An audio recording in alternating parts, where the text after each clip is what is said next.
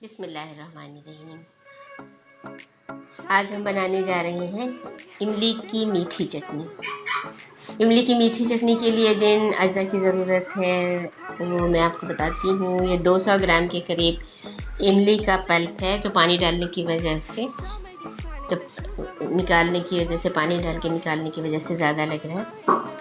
और ये इसमें हम डालेंगे 1 टीस्पून कुटी लाल मिर्च, और आप चाहे पिसी भी डाल दें, कोई हर्ज नहीं है, और कुटी से भी जायका बहुत अच्छा आता है। ये है चीनी, 200 ग्राम इमली थी और ये 100 ग्राम जो है उसके साथ चीनी है, क्योंकि इमली ये पकने के बाद 100 ग्राम के करीब ही हो जाएगी। हस्ब जायका लाहौरी नमक, और ये सफ़ेद ज़ीरा जो हम भून के और हाथों में क्रश करके हथेलियों पे फिर डालेंगे। कलौंजी चंद दाने, इसमें शिफा ही शिफा है। और ये पुदीना सूखा हुआ।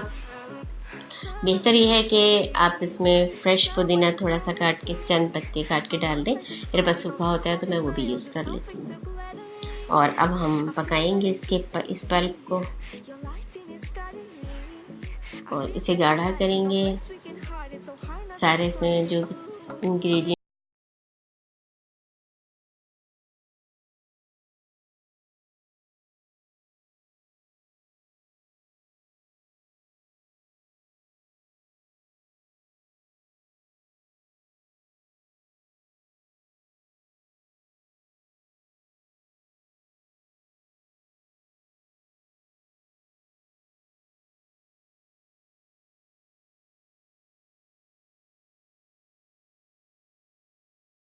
डाल दिया क्रश करके जो है। आप इसमें फिर रिपीट करती हूँ कि आप इसमें ताज़ा पुदीना बारीक काट के भी चंद पत्ते डाल दें तो भी वही टेस्ट आएगा। ये ज़ीरा है सफ़ेद जो मैंने आपको दिखाया था, इसको मैं भून के और ज़रा सी हवा लगा के यानी कि ठंडा करके उसके बाद मैं उसको हाथों की हथेलियों पे क्रश करके तो वो भी शामिल कर दूँगी। उससे बहुत अच्छी खुशबू आएगी और बहुत अच्छा उसका जायका होगा। और उसको ड्राई रोस्ट करना है 1-1.5 मिनट।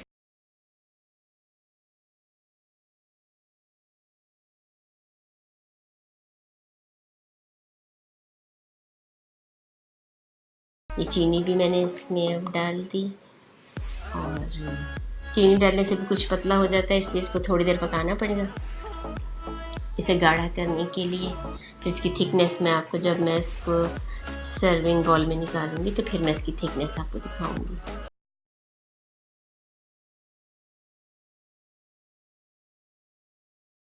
बहुत ज़्यादा इसको ठीक करके हम नहीं उतारेंगे चूल्हे से, क्योंकि ठंडा होते होते ये खुद ज़्यादा ठीक हो जाता है। ये ज़ीरा जो मैंने अभी भून के रखा था, अब मैं इसे हाथों पर डाल के तो क्रश करके तो इसमें डाल दूँगी हथेली से। ये डाल दिया और इतनी अच्छी खुशबू निकलती है, जैसे इसको हाथों पे आप हथेलियों पे रख के मसलें तो बेहतरीन खुशबू इसमें से आती है। ये मैंने निकाल लिया है प्याले में, और ये इसकी थिकनेस है, आप देख रहे हैं इतना थिक होना चाहिए बस ये। और ये जमेगा नहीं, और आप चीनी के बजाय शक्कर भी यूज़ करते हैं, ये ज़रूर मैं बता दूँ।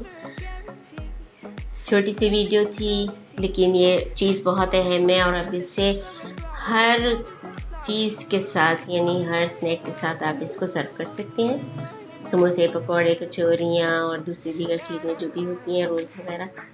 वीडियो पसंद आए तो लाइक ज़रूर कीजिएगा और चैनल को सब्सक्राइब करना तो हरगिज़ ना भूलिएगा। खुश रहें, अल्लाह हाफिज़।